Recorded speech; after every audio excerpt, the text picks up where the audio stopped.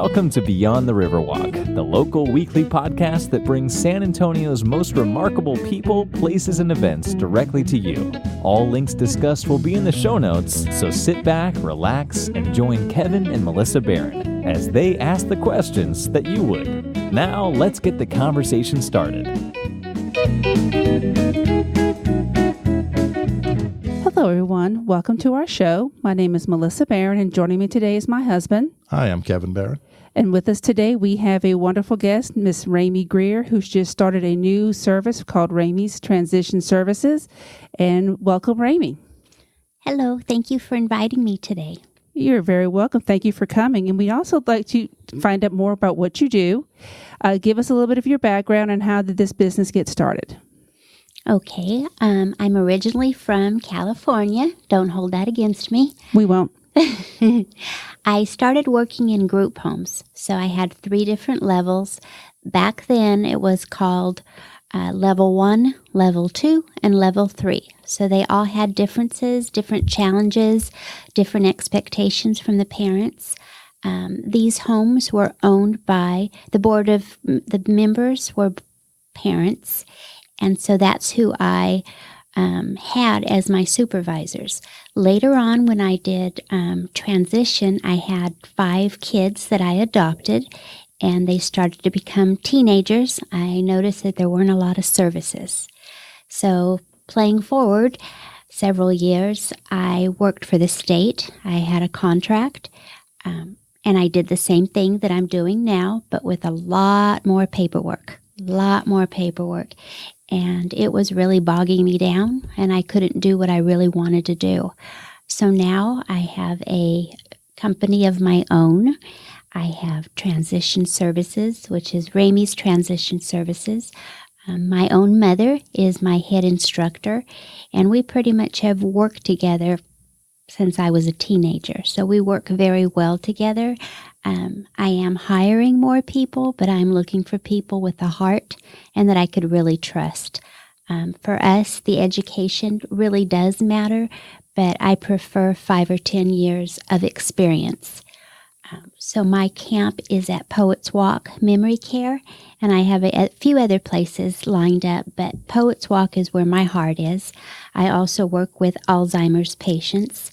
And I've noticed throughout the years that our students with different abilities really connect with people that have Alzheimer's or dementia.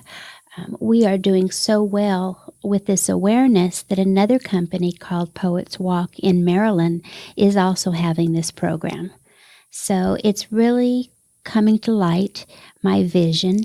It's taken a while, but we really are trying to reach out to every family to express the services that we do have and see if it's a good fit. And if it's not, I am not going to get my feelings hurt, and I could share with you other resources because I have a plethora of knowledge in regards to resources. And go ahead. And that's what we parents need is a plethora of resources. Yeah. What I was going to ask, I guess, question-wise was, what is transition services? What does that really mean for people that may not be aware? What transition are we talking about? Change. Just change. You're going to change from, the cliche, a caterpillar to a butterfly. You're going to stop being dependent, and you're going to be independent. So you're going to learn those skills from another person other than your mom and dad. Is it typically an age transition, or could it be I've expanded it. It could be independent living skills, which I do privately. I do one-on-ones with individuals that are working on their budget. Sometimes their parents have moved far away. They've already aged out. They want them to live on their own, but, after a couple days, they don't have any money. Yeah. Paying their rent, paying their utilities, and just friendly reminders, not taking care of them, but just some nudges saying, what did we talk about? Did you buy all this today? And maybe what could we take back? And no friends. That a person sometimes has no friends. So unfortunately, you have to pay for your friends. You have to pay for your companion. So I always offer siblings to come free and going on activities where everybody is there, introducing everybody so everybody's included. I do not say no to anyone. So everybody is accepted. Everybody gets chances, but there are rules. If there are violent behaviors, violent tendencies, that stuff is not allowed because I want all of the families to feel safe. Yeah. So Right. sometimes we don't notice that until that person gets out into the community, away from homeschooled, away from a mental institution, a state hospital. You just don't know. And I like to be the one that helps you with those steps. And everybody has different steps and different strides. Yeah, that makes sense. Well, let's say one of the things in terms of that transition, it sounds like, at least you're making me think of, is going from what they might consider a more secure, safe, and controlled environment to just being out in the public where it's not controlled and there may be that perception of chaos or threat or whatever else, and having to understand how to adapt. I've noticed that the reason we're doing the show is because we have a daughter who's 21, and we call her special needs. She has IDD, or intellectual disability. She was born very early. And we noticed early on when she was young, she would hug anybody and everybody. She was comfortable with everyone. As she's gotten older, she perceives more people as being threatening and is scared more. I don't know if that's because she's grown up and has seen the world in different light, who knows? But it's one of those things I think that has been a challenge now that she's older, to get her to want to do new things because she's more apprehensive. Is that a typical kind of thing that you see? Very typical. That's why I'm a huge fan of Fiesta Especial. Yeah. I was hoping you'd bring that up. Oh, of course. We try to not emulate, but a lot of stuff that Melanie and her employees and volunteers do during the year. I also try to emulate that and make sure that that is followed up. Teaching social skills for a few months is awesome, but long term, there's always going to be something new coming up. I also have teenagers with unique abilities and challenges. I'm always teaching awareness and safety awareness, as far as just having your head down while you're walking to your car, or your head down in a parking lot or the mall, just that self-awareness. We do a lot of role playing, and a lot of things just come up, and I'm going, there's an opportunity to learn from this. And hopefully, and it would be safe. And the reason why I love Poets Walk is you cannot run away. If we do get people that we call runners, there's a combination there. You have a lock, and then we would go up to you and try to help you go somewhere else or distract you. So it's definitely a very safe environment. That I didn't even think about. Yeah, it's a great point. Yeah, when I went over there and Raeme gave me a tour of Poets Walk, it's a beautiful place, highly secure. Yeah. So with the Care Warriors camp, how did that come about? Well, my passion is Alzheimer's, and people with special abilities. So I kind of wanted to pull it all together. And just one day I was working at Reagan High School, going to an art and different things. And someone told me, my son has a servant heart. What can you do for him?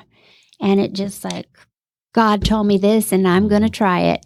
So I went over to the closest nursing home or assisted living to Reagan, and I talked to the activity director. And that was about 5 years ago. And from then on, I just keep getting calls. Kind of people know, parents know that Raeme works in this field. And I've taken care of them, even my graduates. They've taken care of me. And I just add to my family and help no matter what. So logistically, you've got to put together this program. Doing that, I'm assuming, through the experience and through the contacts you have. How do you find the people, or how do the people find you in order to understand what this is about? Because honestly, the first time I saw transition services, I'm thinking, okay, I need more information. What does this really mean? So how do you get that message out? How do you reach the community that you need to? Well, I started out by attending Fiesta Especial events, and I met a lot of parents that also didn't know about the program. Yeah. So I think my face has been recognized in Fiesta Especial. My reputation through the parents and through the families that have been through my services. Reputation is everything. Doing well is everything. And most of my success is through other parents, other families, and my students that keep coming back. So I don't have a marketing budget, really. Yeah. I've taken out of my own, but I do put it out there on Facebook and the different social media. But I find that I do best talking to families individually. And if that keeps me small, that's fine. Yeah. Well, that listening to you kind of answers this question I was going to ask you, is what makes your service different from other special needs service providers? And it's the Raeme touch. It's the heart. It's the caring. It's the follow through. And that's what I'm seeing that's different from other providers that we've spoken with. Well, when you talk about the camp, that's one of the things Melissa asked about. What are so I'm a student, or my child is there, or my young adult, in our case of our daughter. What do they do when they arrive? What is their day like? And how does the program work? Well, after talking to the family, it's all individual. I talk to a family. An example would be Alma talking to me about her son, which her siblings came as well. And Junior's gift is he wants to be a chef, and he's very good at it. I have so many different things at Poets Walk going that I can capitalize on their interests and then help on the things they're working on. So an example is Junior will go in the kitchen and work with a renowned chef. That's his passion. That's what he's doing. Only for a little while. It's a 4-hour shift. He comes out after he's done that, not necessarily in this order, but he will clean up. He will do the things that maybe he doesn't do at home, because he's going to be cleaning up a lot for 99 people, 99 residents. And that's a lot. He's going to be learning how to set a table. I have my Martha Stewart classes that I teach. My mom used to do catering, so I know where to put the fork, the knife, and the napkin. And a lot you think people have already learned. This is, but you don't. If you don't do it, you don't do it. And courtesy. If someone keeps screaming at you and tells you that the soup is cold, it's learning to deal with difficult people and how to walk away and how to be calm. So everything that we work on in life for ourselves, I put it at a student's ability. I guess one of the things that comes to mind is, if I'm which I am, a parent, and I go, you know what, that sounds like a lot of things that I should be teaching. That sounds like things that I should be doing myself. And why would I send, my child or to a program like this? Why wouldn't I just do this myself? What are the answers that you have? Or I'm sure it's not the first time you've had that question, but no, there are a lot of variables. Even for my own children, people listen to different people at the different times, and it's that nugget that they go home with. An example is the 3 siblings that I have now. They're used to just walking in front of the female.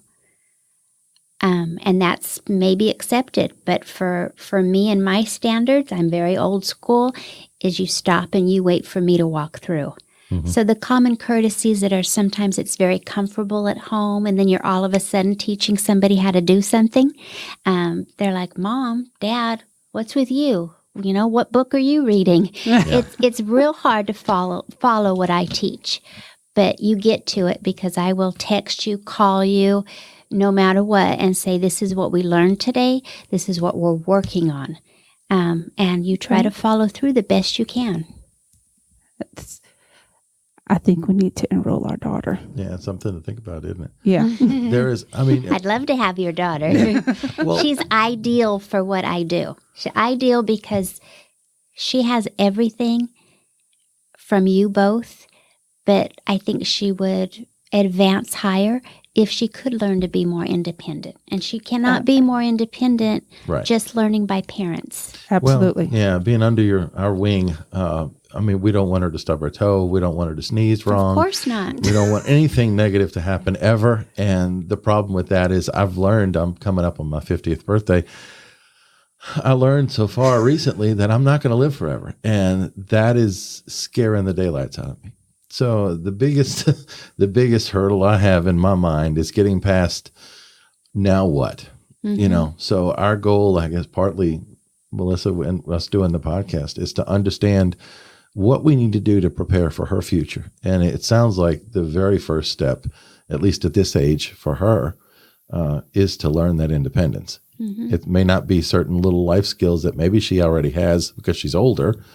It's to make that transition to adulthood that took me 5 years worth of college, that she needs to learn as well. It's not an automatic thing, right?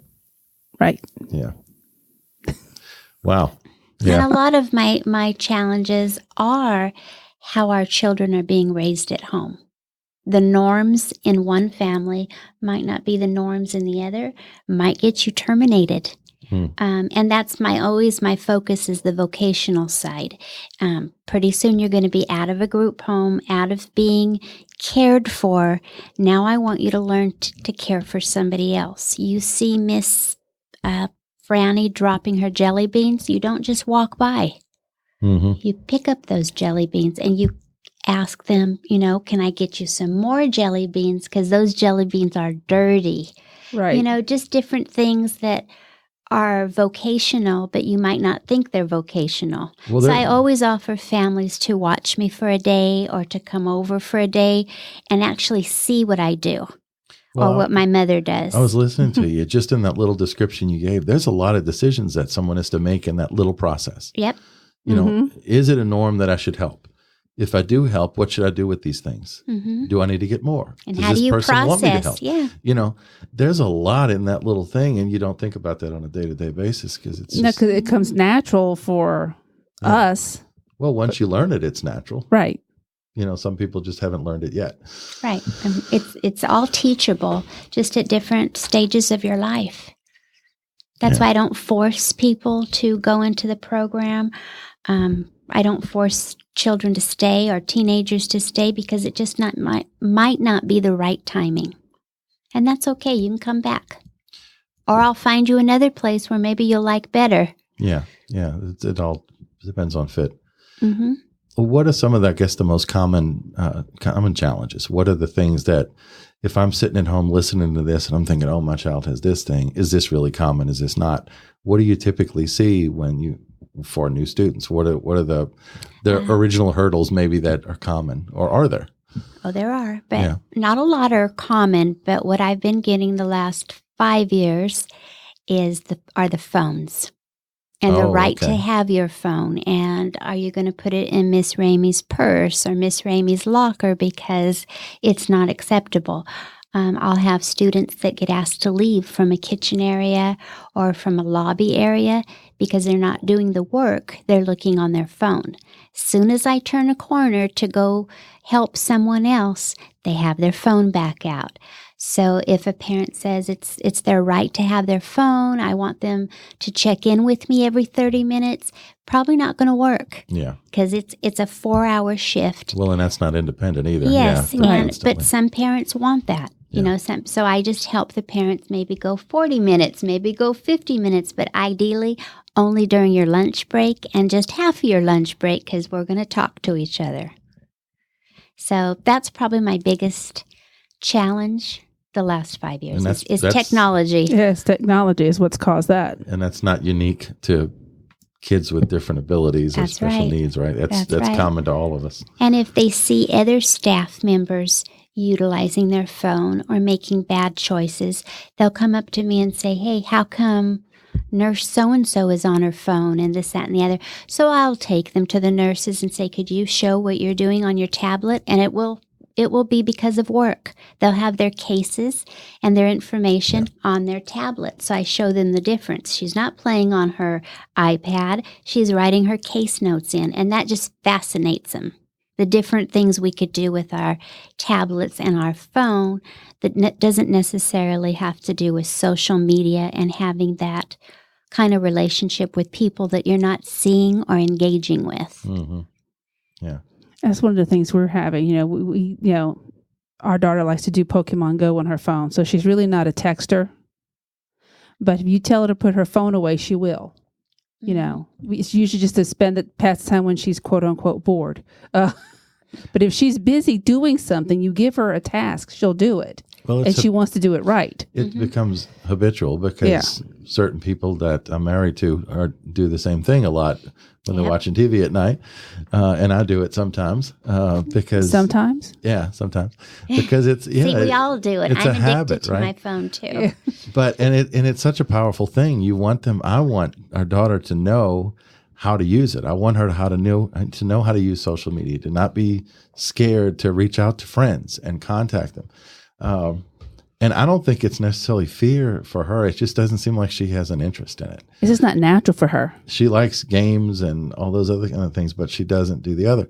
She seems to do better once she knows someone in person, which is great because sometimes I have trouble with that. I'm better through technology sometimes. He's the introvert. Yeah, I'm the introverted person. But, well, I guess one thing that came to mind to me, too, I'm hogging the microphone. No, you're here, fine. You're fine. You're thinking of things I hadn't thought of. That's wonderful. Well, I'm just thinking at the moment of stuff that's in my brain. And I guess that's one of them is that, you know, growing up, when you have a child in the school system, there's these IEPs. So every year or periodically you get updates. Every 6 months. Yeah. And you set out, here are the goals, right? I'm in the business world. You set out goals. You have to meet your goals. How do you establish, or are there goals established for each person that's in the program? Are they unique? Do you need goals? I mean, I don't know how this works. So, I've been doing this so long, and when we did all these family action plans and different reports for millions of years, I've noticed that really doesn't help. What helps is me talking to you, you talking to me. Today, she jumped over this hurdle. Yeah. Let's see if she can jump over 2 hurdles tomorrow. Now, if you want me to write a report, I could write a full report, 80 pages. I could look at an ARD. I could look at an IEP. But I'm with her. I'm with her in the trenches. Yeah. So maybe a goal that was in high school isn't a good goal now. But I will read the ARD. I go to ARDs when people ask me to go to ARDs. I've been to many ARDs. I think a few high schools wish I didn't, but probably many high schools wish I didn't. But I help. I'm also an autism advocate, special needs advocate. I will go and I will ask those hard questions. I think I asked you a hard question, and I felt bad for asking it, but I was just like, I got to. This is for Emma. I have to ask her this question. No, and it was fine. I wasn't offended. Yeah. Just asked the question. question. What question was it? Was it at breakfast that time? Mm-hmm. About Emma. Oh, you asked if she was on the spectrum. No. Oh, you didn't? No, I asked you what she's going to do next. Yes, that was the question. And I honestly said I didn't know. And that's one of the reasons why we're doing this. And that opens a whole dialogue for me. Not that I'm an expert in raising children by no means, but I have the resources to provide that extra support. I know the good, the bad, and the ugly. If I hear bad reports and, I know APS is called, you've been closed down a few times, I will ask the parent, do you want my honest opinion? Yeah. And if they ask, yes. If they don't, I'm just not going to say anything unless it's super, super bad and I think the child's at risk. Yeah.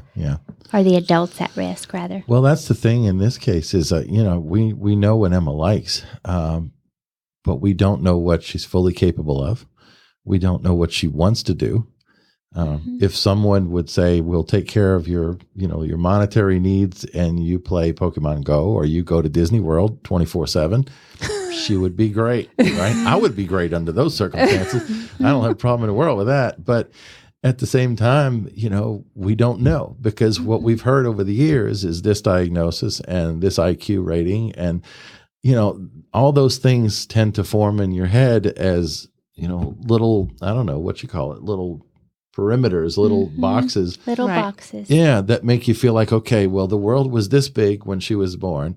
And now it's this big. It's much smaller. This is where we have to figure out her life. And I feel responsible as a parent. I'm supposed to figure out her life, but I really can't because I don't know what she wants to do. So we have to explore and explore and explore. And some days you're going to have bad days, and it was a bad experience. But you're going to learn from it and move forward. Whereas a parent, I don't want my own children to experience the bad. I want them to listen to me. Nope, that's not going to happen. So that's how I learned from my own experience. I've had 24 foster children, adopted 5. I just kind of live it. Yeah. I live it day and night so I can talk about it because I feel that, that is where I'm supposed to be. Well, and I think that's what it takes to be where you are, because it's not easy, I'm sure. I mean, we have one child, and it sometimes doesn't seem easy, but it's a blessing nonetheless, because I over the years, when you're sitting in children's hospitals or you have surgeries going on or you whatever else, you reel your mind back and you go, really, is this what I was hoping was going to happen? Is this really what I can deal with? Gee, could it have been different? And usually when I reel that stuff back and, move the film backwards and start over again, it's like, I would do this all over. I wouldn't want her to go through it again, but I would do this all over again because Absolutely. I know the blessing that she is. It's just that when you don't know the answer to what that question is, what is she going to do next? What are we going to do? It's just paralyzing. It is. It's very paralyzing.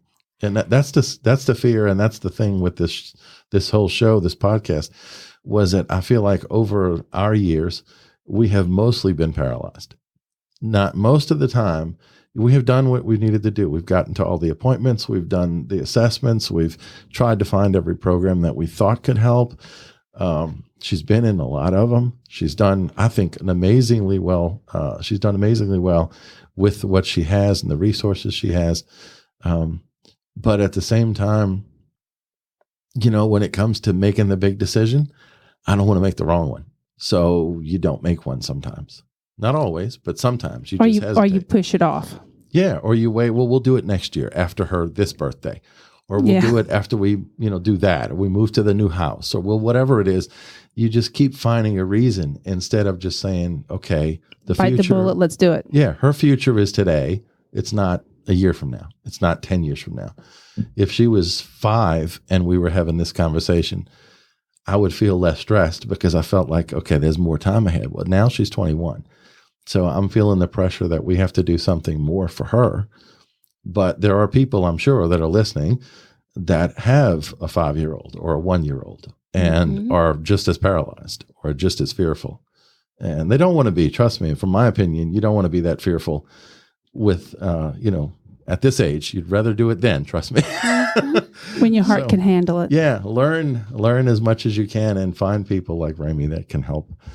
What advice do you have, I guess, for people that are at that age? They have a younger child. Maybe they're not ready yet for, the vocational transition training and all or whatever else. But how do they prepare? How do they research? We have so many early intervention programs in San Antonio. I would definitely start with Any Baby Can, which has always been the best for me. They answer all the questions that I might not know because I don't have youths that young in my own family. I'm from California. They didn't come till we were set. One was 7, one was 9. So I didn't have the early intervention here. But for one of my daughters, which was intensively fragile, every move she made. So I feel you when you're talking about the medically fragile. Yeah. I had to find it. I had to find what felt good, not what everybody said was the best.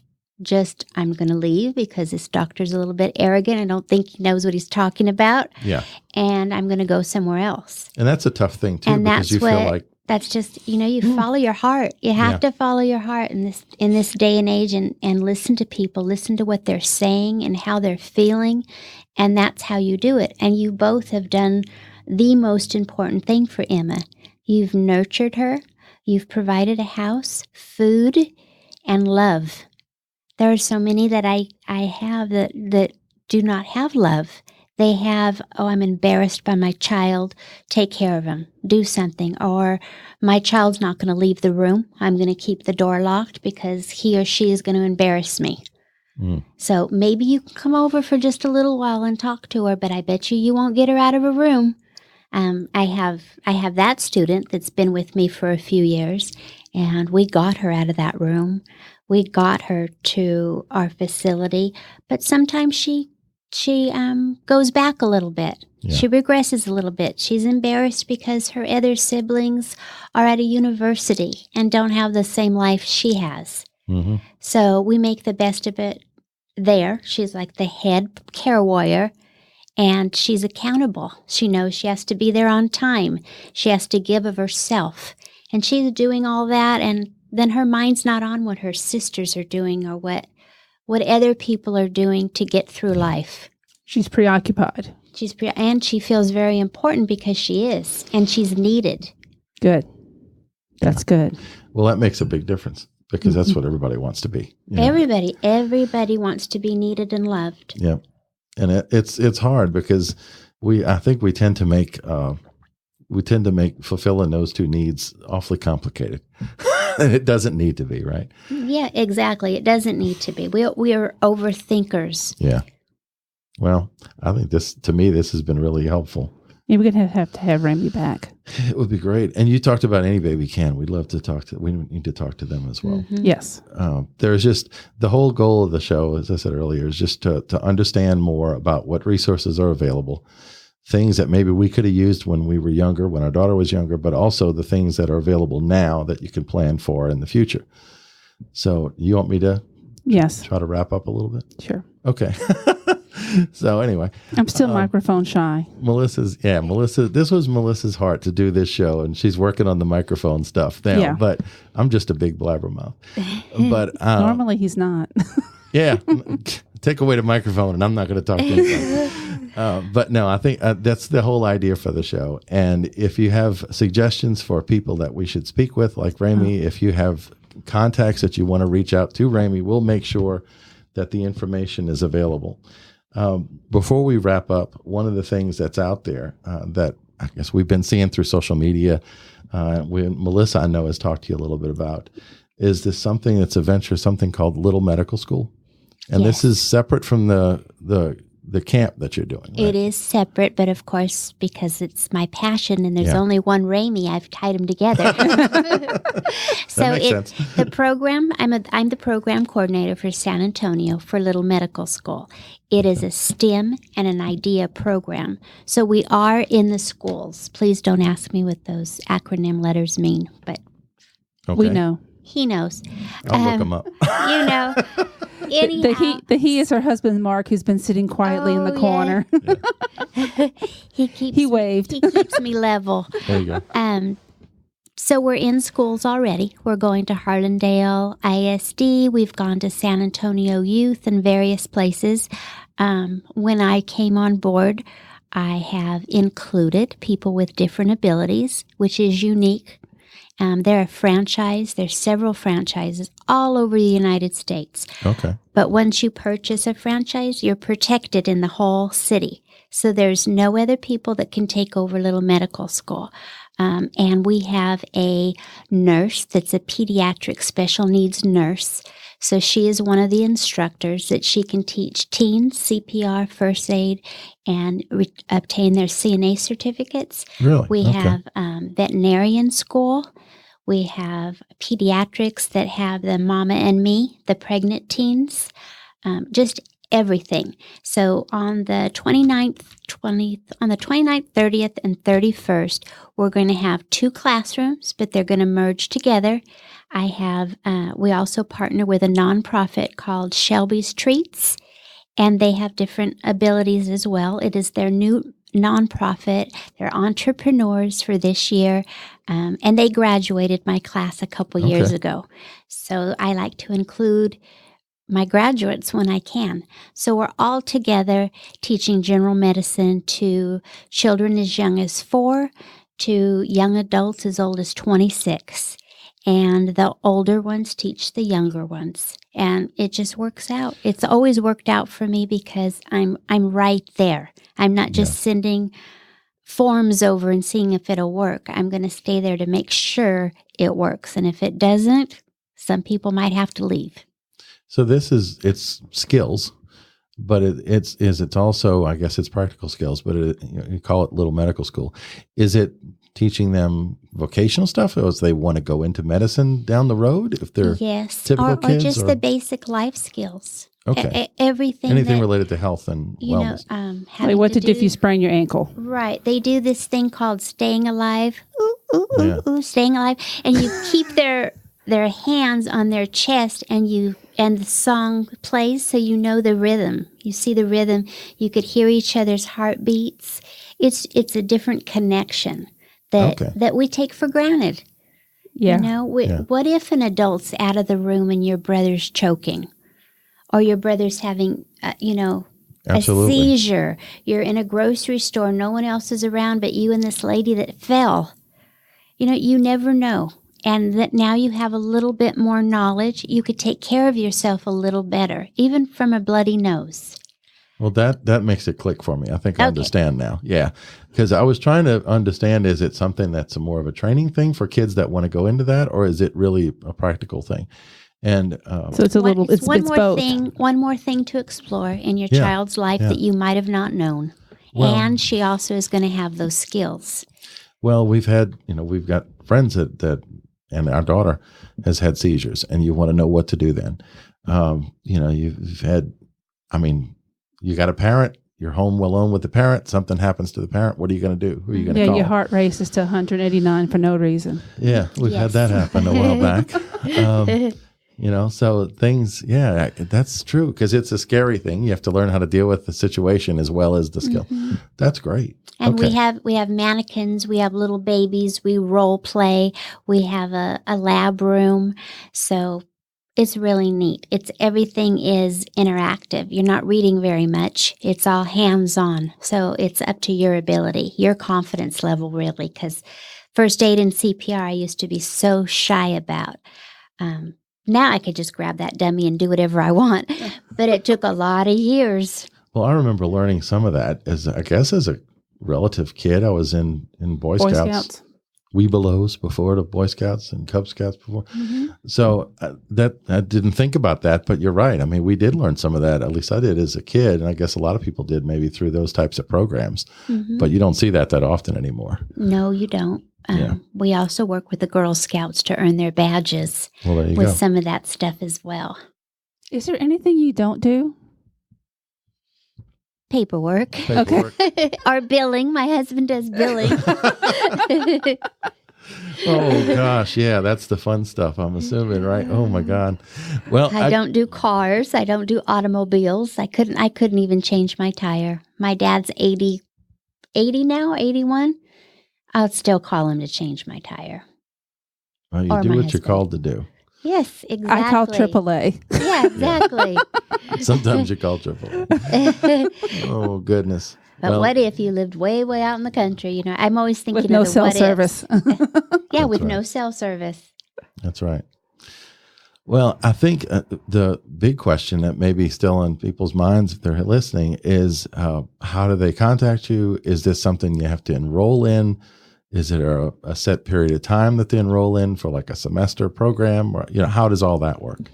Everything is different. We have certain sessions that we will have in high schools, and that's to accommodate the teachers' schedules. We have families that we can kind of group together, and we can meet at the library. There's all different kinds of curriculums for all different kinds of hours. Okay. So there's a 6-hour curriculum. There could be a 25-hour curriculum. Some age levels will do well with maybe an hour and a half for 5 days. And as you get older, the teens hopefully can stay in a room maybe 2 hours, 2.5 hours. So it's all different pods. And we can make it work. That's what we're always doing, and I'm really good at that, negotiating and making it work. Okay. So people do not have to drive across the entire city. Yeah. San Antonio is a lot bigger than we realized when we first moved here. Well, especially after we moved over here. Yes, I have students that come 3 or 4 buses, exchanges to get to Poets Walk. And so, you don't know what kind of morning they've had because they've been on the bus half of the morning. Exactly. So you have to consider that. We do provide meals. If you work there, you have your meals free, and they get to pick what they want to eat. Drinks are free. We make our own desserts, so that's a plus too. You don't have to send them with food or feel guilty that you forgot their lunch. Yeah. And that's one other thing, because we need to wrap it up pretty soon, is that some of the students from this Poets Walk will hire. Yes. They've hired at least 7 people that have graduated from the program. They've hired a concierge that she's PRN now because she's working for a doctor's hospital. Oh, that's great. We have a maintenance person that is an expert on history. So he's in heaven there, because when he's done with his job, he gets to go talk to a general or a colonel that this opportunity may never have happened. Yeah. And they just love him. And then I have an assistant chef. He's an artist, but we don't know if that's going to go anywhere. So now he has this cooking ability, this chef ability in his hat, I don't remember who else. Oh, we have somebody that has 4 patients with hospice, and he manages them. Wow. And instead of writing the notes at the end, he does the verbal dictation. Mm-hmm. And he's just awesome. He helps with everyone, but his eyes are always on the ones that are his. Yeah. But then he's keeping an eye on everyone. And he was my student as well. That's amazing. Mm-hmm. And he would never have known this. He would have never known that he could run 4 people with a hospice. It just would have never come to him. Although they didn't put the connection, he's been helping his grandfather for years that has dementia and different things, but he didn't put those two together. He thought that's just what you do. Right. Yeah. And then from our end, at least as a parent, that gives me hope, because you never know.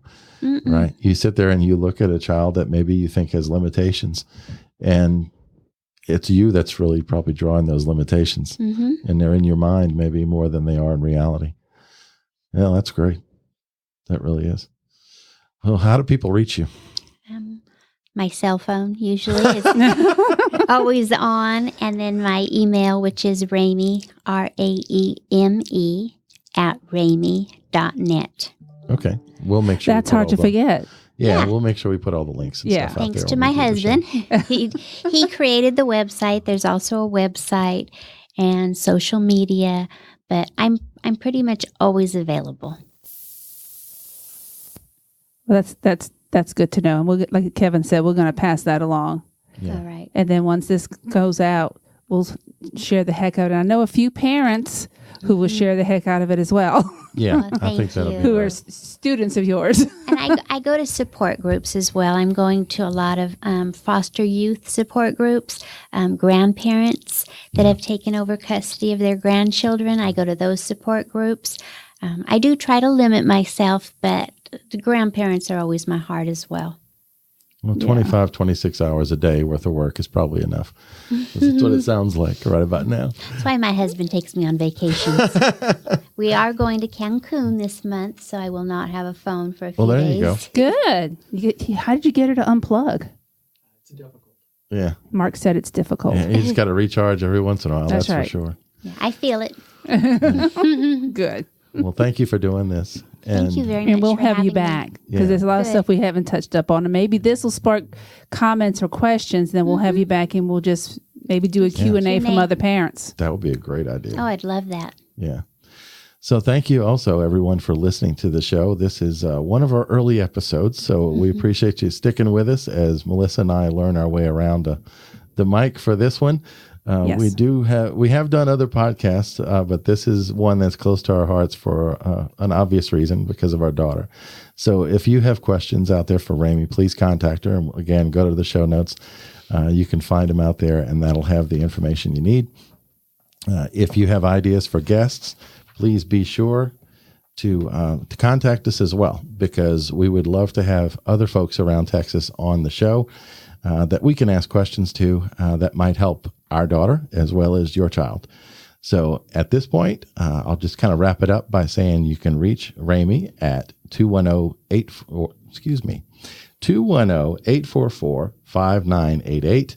And again, the email is Raeme, RAEME, Raeme, RAEME.net. And the website is just Raeme.net. So go out there and hit her up for some information. Contact her about your child or your grandchild or just a child you know and care about. Your niece, two people removed. That's right. Doesn't matter. If you care about them, I'm sure there's resources available. Yes. So thanks again for being on the show, and we'll talk to you soon. Thank you. Thank you for joining us for this episode of Beyond the Riverwalk. Send your comments, questions, and suggestions to podcast@beyondriverwalk.com. As always, subscriptions to our show are free and available wherever you find podcasts, as well as on our website. Until next week, join us on Facebook, Twitter, and Instagram for more conversations about our community.